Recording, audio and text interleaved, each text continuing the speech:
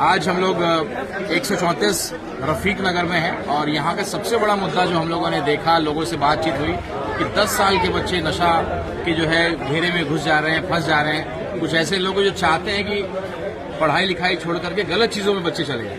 और बड़ी बात यह है कि कई परिवार के लोगों से भी हम लोग मिले तो उनके घर के आगे कोई नशा कर रहा है और अगर वो मना करे तो उसको ही मारा जाता है उल्टा। थाने में जब जाइए केस कराने तो केस तक नहीं लिया जाता है।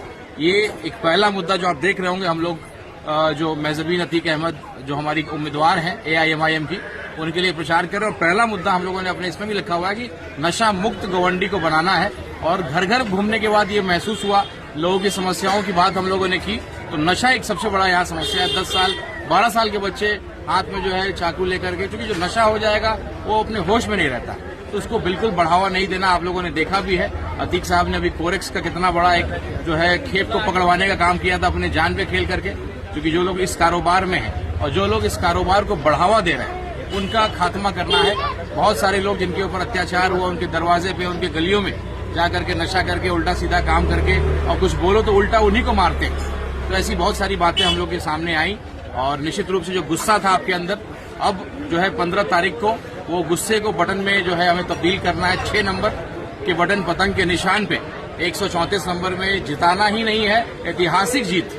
जो विधानसभा में थोड़े से हम लोग रह गए थे, अतीक साहब रह गए थे, पतंग रह गया था, AIMIM रह गया था, बैरिस्टर असदुद्दीन ओवैसी साहब सबके दिलों में है। मैं कई कार्यालयों में गया, मैं समाजवादी पार्टी के भी कार्यालय में, आम आदमी पार्टी, सब जगह दुआ सलाम हुआ तो लोगों ने इशारा यही किया कि दिल में पतंग है, ओवैसी साहब है, कुछ मजबूरियां हैं, कुछ पारिवारिक चीजें, लेकिन जब बटन दबेगा तो वो पतंग के निशान पे ही दबेगा और ये इलाका 134 को नशा मुक्त करेंगे।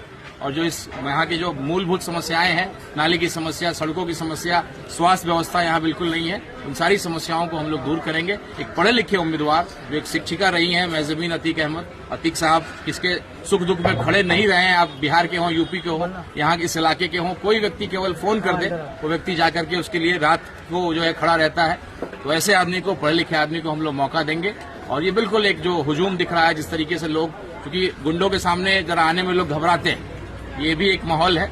और गुंडा कौन है वो आप बेहतर जानते हैं। और इन गुंडों की दुकानदारी को बंद करना है, नशा के दुकानदारी को बंद करना है और एक खूबसूरत और एक नशा मुक्त गवंडी हम लोग को बनाना है। और पतंग के निशान 6 नंबर पे सारा गुस्सा, सारा जो आपने जो तकलीफ झेला है, उस गुस्से को जो जोर से 6 नंबर के बटन को हम लोग 15 तारीख को दबाएंगे।